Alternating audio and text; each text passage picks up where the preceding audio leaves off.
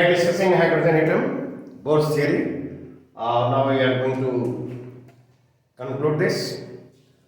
एक छोटी सी बात इसमें कहना चाहते हैं, कुछ ऐसे प्रॉब्लम्स हमसे पूछे जाते हैं जिसमें कुछ टर्म्स यूज करते हैं, है ना, और उसको ही हम इंट्रोड्यूस करना चाहते हैं और एक प्रॉब्लम से ही सारी बातें आ जाएंगी। इसमें ये है कि देखो हाइड्रोजन एटम में इलेक्ट्रॉन की टोटल एनर्जी का एक्सप्रेशन हम लोगों ने पाया है E n equal to -13.6 electron volt by n square. ठीक है कि नहीं? यदि इलेक्ट्रॉन ग्राउंड स्टेट में है यानी फर्स्ट ऑर्बिट में इलेक्ट्रॉन है तो उसकी टोटल एनर्जी -13.6 इलेक्ट्रॉन वोल्ट। ठीक, n 1 रखेंगे। यदि सेकंड ऑर्बिट में है -3.2, हाँ, तो यहाँ पर n 2 रखेंगे तो -13.6 इलेक्ट्रॉन वोल्ट बाई 4 हो जाएगा। क्या? फिर उसके बाद यहाँ पर 3 रखेंगे तो 9 होगा, तो यह आएगा। फिर 4 के लिए यह आएगा और 5 के लिए यह आएगा। ठीक है ना? अब तुम कंसीडर करो कि मान लो कि यह जो हाइड्रोजन एटम है फर्स्ट एक्साइटेड स्टेट में है, राइट? तो n क्या होगा? 2। तो कहता है कि यहाँ पर यह hydrogen atom is in the first excited state. तो find total energy of the electron, kinetic energy of the electron, potential energy of the electron, ionisation potential energy of the electron और फिर excitation energy of the electron. और इसमें एक और जोड़ देंगे potential energy और ionisation potential of the electron. Potential energy of the electron यहाँ पर है और ionisation potential energy of the electron और फिर आयनाइजेशन पोटेंशियल इसमें एक जोड़ना था, फिर इसको हम करेंगे क्या है। ठीक है कि नहीं? तो पहले देखो यहाँ पर हम इसको करना चाहें तो पहले के लिए total energy of the electron क्या होना चाहिए? Energy of the electron for n is equal to first excited का मतलब हुआ हाँ n is equal to 2। Electron is in the second orbit. तो जब n इज इक्वल टू 2 है तो क्या टोटल एनर्जी इलेक्ट्रॉन की जो होगी वह कितनी होनी चाहिए? E2। और E2 इज इक्वल टू क्या हुआ? -13.6 बाई 2 स्क्वायर, कितना इलेक्ट्रॉन वोल्ट? और हमने पाया है -3.4 इलेक्ट्रॉन वोल्ट। क्या इलेक्ट्रॉन की टोटल एनर्जी? देखो हमने यहाँ पर kinetic energy of the electron की काइनेटिक एनर्जी का न्यूमेरिकल वैल्यू टोटल एनर्जी के न्यूमेरिकल वैल्यू के इक्वल होता है। सीखा है हम लोगों ने? तो बताओ तो kinetic energy of the electron क्या होगा? -3.4 इलेक्ट्रॉन। ये न्यूमेरिकल वैल्यू माइनस के काइनेटिक एनर्जी माइनस ही होता है।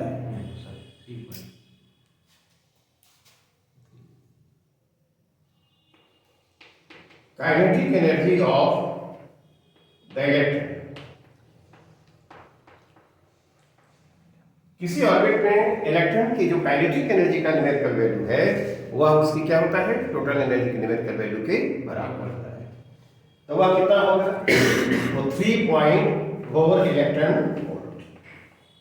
Clear? Third potential energy of the electron total energy का 2 टाइम्स होता है। ये सब हमने बताया है। Total potential energy of the electron जो होगा 2 times the total energy.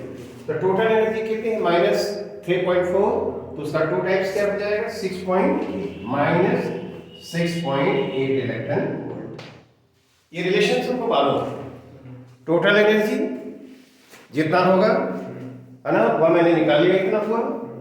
Kinetic energy का न्यूमेरिकल वैल्यू इसके न्यूमेरिकल वैल्यू के बराबर होगा और जो पोटेंशियल एनर्जी होगी वह टोटल एनर्जी का 2 टाइम्स है। ठीक, अब थर्ड हम लोग देखना है क्या है? Potential energy of the electron, ये निकाल लिया। Ionisation potential of the energy, है ना, एनर्जी। इस इलेक्ट्रॉन को एटम से बाहर करने के लिए मिनिमम जो रिक्वायर्ड एनर्जी है उसको हम लोग कहते हैं ionisation potential energy of the electron. ठीक है ना?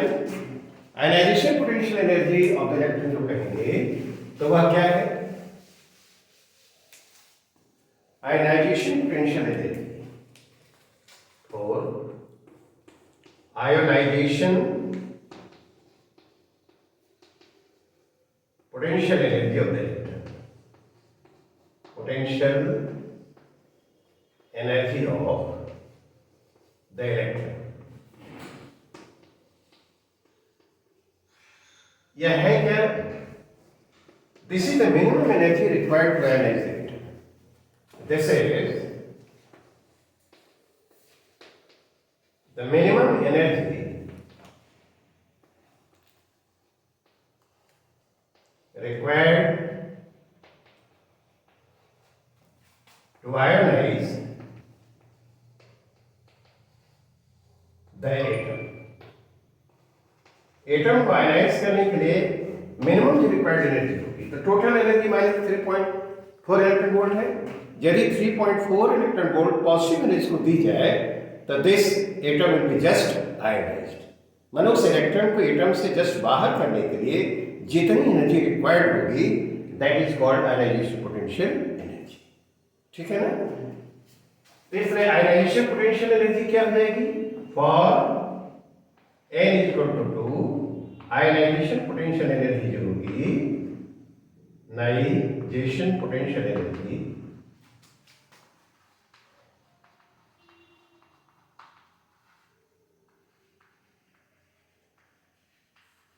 This is equal to 3.4 electron volt. इस एनर्जी के करस्पॉन्डिंग जो पोटेंशियल होता है उसको आयनाइजेशन पोटेंशियल कहते हैं, है ना? आयनाइजेशन पोटेंशियल इतना होगा तो क्या लिखेंगे? आयनाइजेशन पोटेंशियल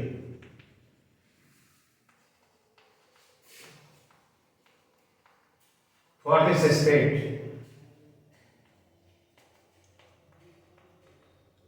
वह लिखेंगे n इक्वल टू 2 है ना, तो उसको लिखेंगे क्या? 3.4 वोल्ट।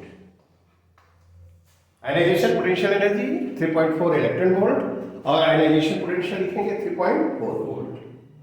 अब उसके उस स्टेट के लिए एक्साइटेशन एनर्जी क्या होगा? तो एक्साइटेशन एनर्जी के लिए देखो E1 क्या है, E2 क्या है। इलेक्ट्रॉन को n इक्वल टू 1 से 2 में ले जाने के लिए जो रिक्वायर्ड एनर्जी होगी दैट इज कॉल्ड क्या? Excitation energy. n equal to 2 के लिए एक्साइटेशन एनर्जी लिखना हो तो पहले हम देखेंगे E1 क्या है। E1 देखो, E1 is equal to minus 13.6 electron volt. E2 is equal to क्या है? minus 3.4 electron volt. Delta E E2 minus E1। n is equal to 1 से n is equal to 2 में ले जाने के लिए जो एनर्जी रिक्वायर्ड होगी वह क्या होगी? E2 minus E1। तो E2 minus E1 लिखेंगे तो क्या लिखेंगे? E2 देखो तो minus 3.4 minus 13.6 क्या? ये क्या होगा? 10.2 electron volt. n is equal to 2 के लिए यानी फर्स्ट एक्साइटेड स्टेट के लिए जो एक्साइटेशन एनर्जी है वह क्या होगा? 10 is equal to 10.2 electron volt. तो ये टर्म्स जो है हम लोगों को मालूम होनी चाहिए, ठीक है ना? और उस तरह से हम चाहें तो कुछ प्रॉब्लम कैसे करेंगे वो हम जरा कुछ एग्जाम्पल देते हैं। I think this is alright. Let us consider this situation, है ना? A hydrogen atom is in an excited state और कहता है total energy of the electron is minus 0.85 electron volt. So this is the initial state and this comes to a lower energy state for which the excitation energy is 10.2 electron volt. तो उस final state को हमको recognise करना होगा। तो बताओ तो पहला स्टेट क्या होगा? En इक्वल टू क्या? Minus 13.6 electron volt by n square है। तो ये En जो दिया हुआ E4 का वैल्यू जो होता है वो माइनस कितना? 0.85 इलेक्ट्रॉन वोल्ट। क्या n इक्वल टू 4 रखो तो ये E4 जो आएगा इतना, क्या हमने उसमें देखा है? तो E जो हुआ इनिशियल स्टेट हुआ, वह इनिशियल स्टेट क्या है उसका? n is equal to 4. It comes to a ground, it comes to a lower energy state for which excitation energy is 10.2. है ना? तो बताओ तो क्या A इज इक्वल टू 2 के लिए एक्साइटेशन एनर्जी क्या होती है? 10.2 इलेक्ट्रॉन वोल्ट होती है। For n is equal to 2 यानी 1 से 2 में इलेक्ट्रॉन को ले जाने के लिए रिक्वायर्ड जो एनर्जी है वह एक्साइटेशन एनर्जी हुई और वह 10.2 इलेक्ट्रॉन वोल्ट होती है। तो यह जो पहला ट्रांजिशन होता है n इज इक्वल टू 4 से किस में होता है? n is equal to 2। ये रिकॉग्नाइज कर दिया। अब इसमें जो फोटोन निकला उसका वेवलेंथ वो मालूम की लैम्डा 1 है। पहला फोटोन निकला तो 1 बाई लैम्डा 1 r लिखेंगे। r बोलो r 1 by j square minus 1 by k square 1 by 4 minus 1 by 16 क्यों 3r बाई 16 हो जाएगा। 3r बाई 16 हो गया, ठीक है ना? अब जो दूसरा ट्रांजिशन हो रहा है the electron comes to the ground state तो n इज इक्वल टू से n इज इक्वल टू 1 ये दूसरा ट्रांजिशन है। इस दूसरे ट्रांजिशन में जो फोटोन निकला उसका वेवलेंथ क्या है? लैम्डा 2 है, ठीक है ना? तो उसको निकाल दिया 1 बाई लैम्डा 2 तो this is equal to r और 1 बाई क्या 1 माइनस 1 बाई 4 कैसा होगा? तो 3r बाई क्या होगा? हमको क्या चाहिए? लैम्डा 1 बाई लैम्डा 2 कंपेयर करना है तो ऑर्डर का ख्याल रखना है। आप देखो तो क्या करेंगे हम इसमें? क्या इसमें इसे डिवाइड कर देंगे तो 3r बाई 4 क्यों इसमें ऐसे डिवाइड किया तो क्या हुआ 16 बाई 3r क्या यह 4:1 आएगा क्या? नहीं, ये जो आंसर होगा 4:1 4:1 ये जो आंसर होगा दिस विल बी डन। तो पहला हमारा ये काम होगा कि जो टर्म है वो समझें और सेकंड ये देखें कि ट्रांजिशन किससे किस में हो रहा है। तो क्यों नाम जानना है और जो हमारे पास जो कॉन्सेप्ट है उसको यूज करेंगे। You can do this. इसी तरह का एक सिंपल और प्रॉब्लम जरा देखते हैं। Now let us see this problem. ये hydrogen atom is in a certain excited state. It comes to a lower energy state, emitting a photon of energy 1.9 electron volt. ठीक है ना? Then it comes to the ground state, another photon is emitted. The पूरे process में 2 photons are emitted. तो कहता है कि जो 2 photons emitted होते हैं, compare their frequencies. तो यदि पहले फोटोन की फ्रीक्वेंसी ν1 है और दूसरे की ν2 है, तो we have to find ν1 by ν2. This is the problem. तो पहला होगा कि वो पहला ट्रांजिशन किससे किस में हो रहा है। देखो तो ग्राउंड स्टेट में तो ये एनर्जी हुई n इज इक्वल टू 2 में एनर्जी -3.4 इलेक्ट्रॉन वोल्ट, 3 के लिए -1.5 इलेक्ट्रॉन वोल्ट और 4 के लिए -0.85 इलेक्ट्रॉन वोल्ट। क्या ये हम लोगों ने देखा है? आप देखो तो थोड़ा सा हिट एंड ट्रायल है। यदि वह इससे इसमें आ रहा है 3 से 2 में तो जो इमिटेड फोटोन होगा उसकी एनर्जी क्या इन दोनों के डिफरेंस के बराबर होगा? क्यों वो डिफरेंस बराबर होना चाहिए। तो इसका दोनों का जो डिफरेंस होगा वो क्या होगा 1.9। इसका मतलब पहला जो ट्रांजिशन हो रहा है वह n इक्वल टू 3 से n इक्वल टू 2 हो रहा है। इन दोनों का एनर्जी जो डिफरेंस है उतने डिफरेंस का फोटोन एमिटेड होगा। तो ये 1.9 इलेक्ट्रॉन वोल्ट किसके लिए है? तो 3 और 2 के लिए। तो पहला ट्रांजिशन हम लोग देख लिया कि that is from n is equal to 3 to n is equal to 2। Then it comes to the ground state. तो दूसरा जो ट्रांजिशन होगा किससे होगा? 2 से 1 में होगा और जो फोटोन एमिटेड होगा उसकी फ्रीक्वेंसी ν2। तो हमको ν1 और ν2 का रेशियो चाहिए। तो पहले के लिए हम लोग 1 बाई लैम्डा 1 हम लोग तो जानते हैं ये तो कितना होगा r है ना 1 बाई 4 माइनस 1 बाई 9। तो ये क्या होगा 5r बाई 36। तो ν1 जो लिखना होगा हम लोगों को तो वह क्या होगा c बाई लैम्डा 1 नहीं तो यह 5rc बाई क्या 36। इतना लिखने की जरूरत नहीं है। लैम्डा 1 लैम्डा 2 ν1 बाई ν2 जो होगा है ना लैम्डा 2 बाई लैम्डा 1। कर सकते हैं। लेकिन यदि हमको और कुछ काम करना हो तो क्या इस तरह से लिखा जाए तो क्लियर हो जाएगा क्या करना हो। तो शॉर्ट तुमको न्यूमेरिकल ये जो ऑब्जेक्टिव करना है तो तुम अपने से बहुत तरीके से कर सकते हो। कुछ नहीं करना हो निकाल करके उसका जो रेसिप्रोकल होगा, जो लैम्डा 1 लैम्डा 2 का जो होगा वो रेशियो न्यू2 बाई न्यू1 हो जाएगा। अच्छा तो न्यू1 इतना हो गया। 1 बाई लैम्डा 2 लो। सेकंड के लिए क्या है आर बोलो 2 से 1 में Yes, sir. 1 by 1 minus 1 by 4। 3R/4 हाँ तो 3r बाई 4 हो गया। क्यों न्यू2 हमारा तो बताओ न्यू2 लिख रहा हो तो क्या करोगे 3RC/4 c बाई लैम्डा 2 है तो ये इतना होना चाहिए 3rc अब आई क्या देखो ये 2 हो गया। अब हमको क्या चाहिए न्यू1 बाई न्यू2 वेरी सिंपल। तो न्यू1 बाई न्यू2 तुमने क्या लिखा देखो तो ये है 5rc by 36 बाई 36 into और इधर गए तो क्या हुआ 4 by 4 बाई 3rc कितना हो जाएगा ये 5 by 27 हैं 5 by 5 बाई अच्छा ये हो जाएगा 9 का 5 बाई 27 क्या फ्रीक्वेंसी का जो रेशियो आएगा न्यू1 न्यू2 का वो 5:27 होना चाहिए। तो just you have to recognise the states and then you have to write the transitions और उसके बाद करके हम लोग इस तरह का क्वेश्चन कर सकते हैं। ये कैलकुलेशन हम इतना डिटेल कर रहे हैं लेकिन you can do in short.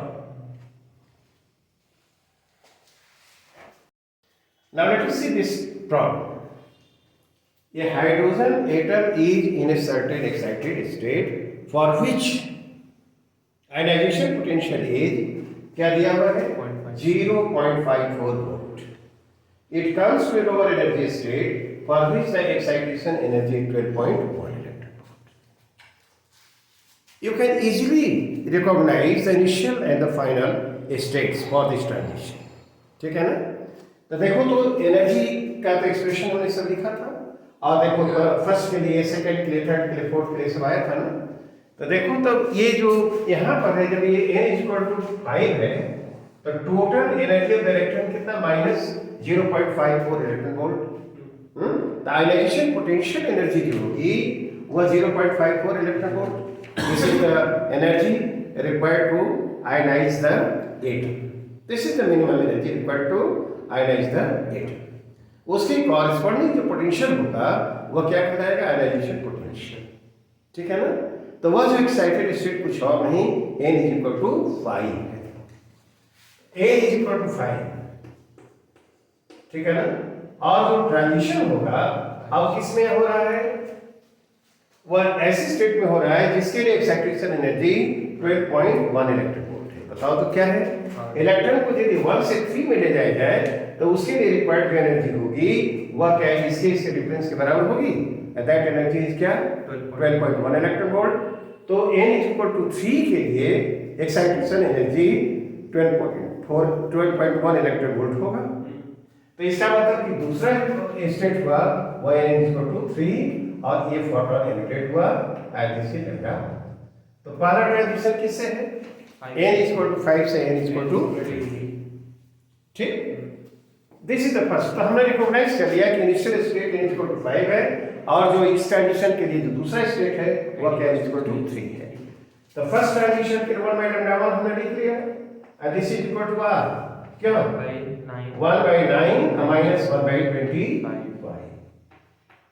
तो कितना हो जाएगा ऊपर 16 होगा क्या 16 by 225 क्या 25 में 9 से मल्टीप्लाई करो तो क्या होगा ये होगा और 25 में 9 तो इतना होना चाहिए ये लेफ्ट ये हो गया तुम्हारा है ना 1 मिनट का। अब जो कहता है कि दूसरा जो है directly comes to the ground state. तो दूसरा जो ट्रांजिशन हुआ वो कौन सा हुआ 3 से सीधे किसमें 1 और इसमें जो फोटोन निकला उसका वेवलेंथ क्या है λ2 तो 1 बाई लैम्डा 2 हमको चाहिए r तो ये हो गया r 1 by 1 minus 1 by 9 8 by तो क्या 8 r बाई क्या हुआ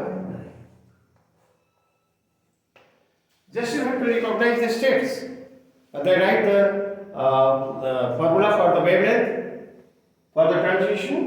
अब बताओ तो लेमडा 1 बाई लेमडा 2, तो लेमडा 1 बाई लेमडा 2 क्या लिखेंगे? Lambda 1 by lambda 2 8r/9 into किस में डिवाइड करना होगा? lambda 2 क्या लेमडा 1 बाई लेमडा 2 इसमें उसमें कर दो 8r/9 क्या, into और उसको करो तो क्या होगा? 225 225 by 16 बाई 16 16।